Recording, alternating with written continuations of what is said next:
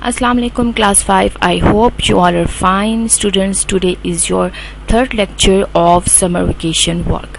So students, I hope कि आपके जितने 2 lectures के थे वहाँ तक आपका काम complete हो चुका होगा और आज जो हम remaining हमारे 3 pages थे वो आज हम complete करेंगे इंशाल्लाह, ठीक है। और अगर आप में से किसी का काम incomplete है और आप लेक्चर नहीं देख सके तो आप उसको देख के अपना सारा जो है समर वेकेशन वर्क कंप्लीट कर लीजिए, क्योंकि फिर आपके जो हैं वो समर वेकेशन वर्क जो हैं वो सबमिट होंगे और उसके आपके मार्क्स भी होंगे।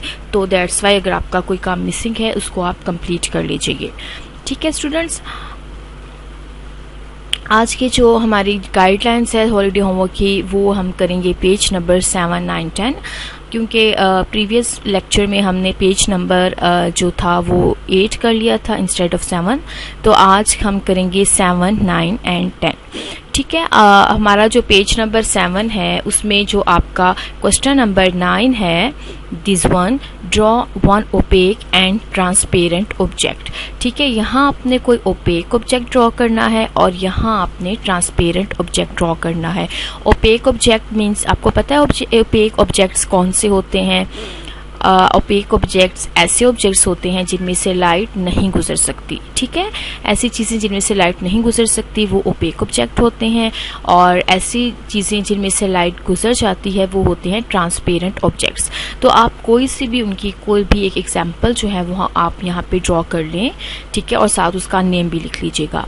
अब क्वेश्चन नंबर 10 है, name any 2 diseases caused by the following pollution. अब आपको यहाँ पे पोल्यूशन की टाइप दी गई है, लैंड, एयर, वाटर, और यहाँ पे आपने 2 डिजीजेस लिखनी है कि ये हमारी जो हैं वो पोल्यूशंस हैं, land pollution, air pollution, water pollution, और इन पोल्यूशन से कौन कौन सी डिजीजेस कॉज्ड होती हैं, ठीक है। हमने क्लास में किया था कि इनसे कौन कौन सी डिजीजेस कॉज्ड हो सकती हैं, तो वो आप यहाँ पे अपनी जो है वो डिजीजेस लिख लें जो इन पोल्यूशन से कॉज होती हैं। क्लियर, ये आपका पेज नंबर 7 जो है वो कंप्लीट हो चुका है। अब हमारा पेज नंबर है 9। अब पेज नंबर 9 में जो है हमारा क्वेश्चन नंबर 13 स्टार्ट होता है, ठीक है। क्वेश्चन नंबर 13 है, tell whether this objects are biodegradable और नॉन बायोडिग्रेडेबल, राइट बी, ठीक है, right B for biodegradable and N for non biodegradable. अब आपको क्लास में करवाया था, हमने एक्टिविटी भी की थी कि कौन सी चीज़ें जो होती हैं वो बायोडिग्रेडेबल होती हैं। बायोडिग्रेडेबल का मतलब क्या है, ऐसी चीज़ें जो डिकम्पोज हो जाती हैं, जिनको जो है वो बैक्टीरिया या छोटे छोटे इंसेक्ट्स या वो खा लेते हैं, ठीक है, या ऐसी चीज़ें जो एक दफ़ा अलाइव होती हैं तो वो क्या होती हैं और बाद में जो है वो डिकम्पोज हो जाती हैं, वो सब क्या होती हैं, बायोडिग्रेडेबल। और ऐसी चीज़ें जो डिकम्पोज नहीं होती वो कौन सी होती हैं, नॉन बायोडिग्रेडेबल। अब आपने यहाँ पे आपको एग्जांपल्स दी गई हैं, food waste, plastic, paper waste, metal, ball point and plant waste and ceramics. तो इसके आगे आपने उसकी जो है वो क्या लिखनी है, बी लिखना है फॉर बायोडिग्रेडेबल एंड एन लिखना है फॉर नॉन बायोडिग्रेडेबल। अब नेक्स्ट है आपका, ड्रॉ एनी 1 फ्लावरिंग प्लांट। एक फ्लावरिंग प्लांट ऐसा प्लांट जिसके ऊपर फ्लावर्स होते हैं, ठीक है। अब उसमें से जैसे बनाना ट्री या आप कोई भी ऐसा फ्लावर, बनाना का कोई भी ऐसा सनफ्लावर या आप रोज या कोई भी ऐसा जो है वो एक फ्लावर जो है वो फ्लावरिंग प्लांट ड्रॉ कर सकते हैं, ठीक है। अब उसके बाद आपका है पेज नंबर 10 है। अब पेज नंबर 10 पे जो है आपका क्वेश्चन नंबर 15 है, वो है, right the term in front of each statement, one is done for you. कि आपको स्टेटमेंट दी गई है उसके आगे आपने जो है वो टर्म्स लिखनी है।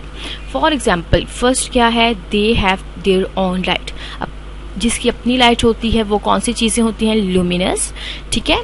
अब have single cotyledon in their seed, consist of all type of animals, they grow flowers, they do not let the light pass, no tendency to emit light, ठीक है। ये कौन कौन सी एक तरह से आपने इनकी जो है वो टर्म्स हैं इसके आपने बताने हैं, ये किसकी डेफिनेशन है या इसके आगे जो है वो कौन सी जो है वो स्टेटमेंट की क्या टर्म होगी, ठीक है। और इसके बाद है आपका question number last 1, write down 3 comparison between monocot and dicot plants, ठीक है। आपने कोई से 3 कंपैरिजन लिखने हैं, उनमें फ़र्क बताना है, ठीक है। या आप उसके उनके दरमियान में जो डिफरेंस बता दें, ठीक है, या उनकी सिमिलैरिटीज़ में कंपैरिजन कर दें कि मतलब मोनोकॉट के प्लांट्स कैसे हैं, डाइकॉट के प्लांट्स जो हैं वो कैसे हैं, उनके लीव्स कैसे हैं, उनके सीड्स कैसे हैं, और उनके जो पेटल्स का जो है वो शेप या पेटल्स का डिफरेंस कैसा है, ठीक है। तो यहाँ पे आप वो लिख लीजिएगा। तो सो स्टूडेंट्स, आज हमारा समर वेकेशन वर्क इंशाल्लाह कंप्लीट हो जाएगा। सो आपने से अगर किसी का मिसिंग है तो आप बेटा प्लीज़ उसको कंप्लीट कर लीजिए, और कोई भी डिफ़िकल्टी है आपको तो आप उससे पूछ सकते हैं ग्रुप में, ठीक है। और आई एम श्योर कि आप सबका काम कंप्लीट हो चुका होगा। इसको आपने बहुत नीट एंड क्लीन करना है, और उसके अलावा आपने अपने डेट्स भी मेंशन कर लीजिएगा, और अगर नहीं भी की तो इट्स ओके, बट अगर जिस दिन आपके लेक्चर्स आ रहे हैं तो उसकी डेट्स भी आप डाल दीजिएगा, नेम्स वगैरह सब आपने प्रॉपर उसको लिखा हुआ हो, ठीक है। अब मोनोकोट डायकोट में थोड़ा सा हम डिफरेंस देख लेते हैं कि इसमें मोनोकोट में single cotyledon, this one the single cotyledon, dicot में डबल कॉटिलेडन या टू टॉप कॉटिलेडन। अब इनके लीव्स कैसे होते हैं, long narrow leave, parallel veins, देखिए पैरेलल वेन्स सीधी वेन्स हैं, और लॉन्ग लंबे लीव्स हैं। Broad leaf network of veins, मतलब देखिए कितनी ज़्यादा वेन्स हैं, यूं यूं यूं यूं, और इस तरह से इनके जो है लीफ हैं ब्रॉड होते हैं। वॉस्कुलर बंडल स्कैटर्ड, ये इनके अंदर जो एक सिस्टम होता है वॉस्कुलर बंडल का वो स्कैटर्ड होता है, और इसमें गोल रिंग टाइप होते हैं, और पेटल्स जो है 3 या 6 होंगे, ठीक है। और इनके पेटल्स पार्ट्स इस मल्टीपल ऑफ 4 और 5, 4 या 5 या इनके मल्टीपल्स होंगे, ठीक है स्टूडेंट्स। चलें, अब आपका हैप्पी समर डेज, आपको ये छुट्टियां जो है आई एम श्योर कि बहुत अच्छी गुजरी होंगी, और अपना काम कंप्लीट कर लीजिए, और आई एम श्योर कि आपका काम जो है वो सबका कंप्लीट हो चुका होगा, जिन्हें का नहीं हुआ वो भी कंप्लीट कर लीजिए। Okay students, take care and अल्लाह हाफिज।